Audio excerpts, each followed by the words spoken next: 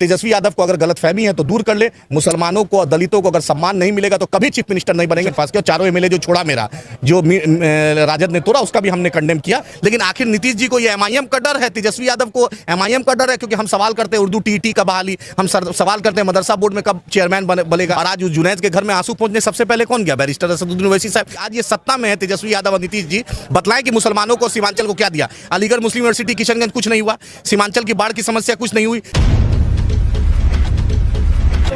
देखिए ये ऐतिहासिक कन्वेंशन था, पहली बार एमआईएम के इस्टेब्लिशमेंट के बाद हुआ out of Maharashtra, out of Hyderabad. ये बहुत बड़ी बात है और कन्वेंशन हुआ। इसमें बैरिस्टर असदुद्दीन ओवैसी साहब, इम्तियाज़ जलील साहब, अख्तर उल ईमान साहब और पूरे वारिस पठान साहब, वकार साहब, शौकत साहब और पूरे हिंदुस्तान से जो 13 स्टेट में एमआईएम के रिप्रेजेंटेटिव है वो आए थे। और उसके बाद कल पूरा प्रदेश अध्यक्ष से, स्पेशल इन्वाइटीज से मीटिंग हुई। आज जलसा city president, councillor, MLA, ex MLA, candidate, zila parishad से लेकर पूरे हिंदुस्तान में जितने भी हमारे एमआईएम के लोग हैं वो आए थे। इंपॉर्टेंट लोग जो पार्टी से वो हैं वो आए थे और ओपन सेशन हुआ। सदर साहब ने उसमें 16 रेजोल्यूशन लगभग पास हुए। यहाँ पर मॉब लिंचिंग के खिलाफ हमारा जो स्टैंड है वो हमेशा रहेगा। लव जिहाद के खिलाफ इनका नौटंकी है, उसके खिलाफ हम बोलेंगे ही। सीमांचल स्पेशल स्टेटस का हम जो जद्दोजहद कर रहे हैं वो हम करेंगे ही। सीमांचल को आर्थिक पैकेज की बात, अलीगढ़ मुस्लिम यूनिवर्सिटी किशनगंज की बात वो हम करेंगे ही। आपने देखा बैरिस्टर असदुद्दीन ओवैसी साहब ने सीमांचल के लिए भी स्पेशल स्टेटस का रेजोल्यूशन पास किया। चारों एमएलए जो छोड़ा मेरा, जो राजद ने तोड़ा, उसका भी हमने कंडेम किया और पूरे एमआईएम के रेजोल्यूशन में पास हुआ। उसके बाद इकोनॉमिक पे बात हुई, आपने देखा कि यूनिफॉर्म सिविल कोड पे बात हुई। जो भी इंपॉर्टेंट देश के इशू है, चाइना पे हुआ कि आखिर मोदी जी चुप्पी कब तोड़ेंगे, ये सब हमने कहा है। और ये रेजोल्यूशन ये बहुत फ्रूटफुल, आपने देखा ही कि अभी तक लोग हैं। और उसके बाद अभी मलवानी में एक जलसा बेहतरीन होगा और आज 2 दिन का ये सभा रही। हाँ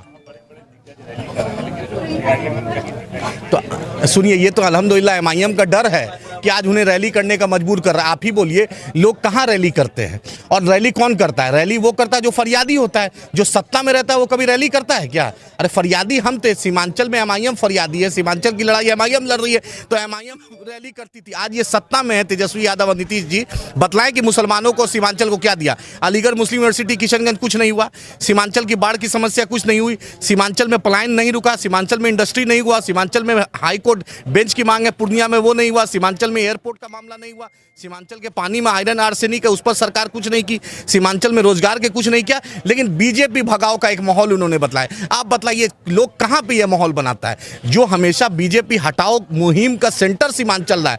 2014 में आप देख लीजिए हर सीट में हमने बीजेपी को हराया था। 2019 में देख लीजिए बिहार में 39 सीट नीतीश जी और भाजपा जीती थी, वो किशनगंज था जो वहां पर नॉन भाजपा जीती थी। अभी भी उस चारों जिला में 3 जिला में नॉन बीजेपी एमपी है।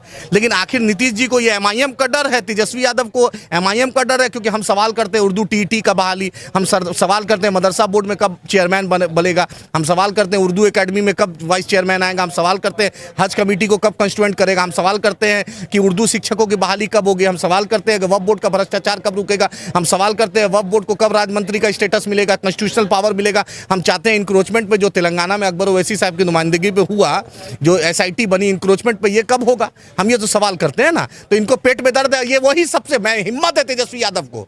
तो तेजस्वी यादव बक्सर में करे, छपरा में करे, तेजस्वी यादव सासाराम में करे, औरंगाबाद में करे, गया में करे, पटना में करे, पाटलिपुत्रा में करे, आरा में करे। ये लगातार जो पूरा बेल्ट है वो भाजपा जीती है। लेकिन इनकी हिम्मत नहीं है, ये जाकर मुसलमानों को फिर से टोपी पहनेंगे, फिर से मुशायरा करेंगे, फिर से अफ्तार की दावत देंगे। मुसलमान सीमांचल का इनके झांसे में नहीं आने वाला। हम पूछते हैं शेरशाहवादी आज तक कोई मंत्री क्यों नहीं बना? सुरजापुरी बिरादरी से क्यों नहीं मंत्री बना? 7-7 एमएलए हैं। ये जो फ्रंट रो था, आप देखिएगा कल महागठबंधन की रैली था, उसमें एक भी मुसलमान नहीं था। उसमें तेजस्वी थे, नीतीश थे, मांझी जी थे, सब थे। आप मुसलमानों के इलाके में रैली कर रहे हैं, मुसलमान को आप सम्मान नहीं दीजिएगा। एमआईएम इसी की बात करती है।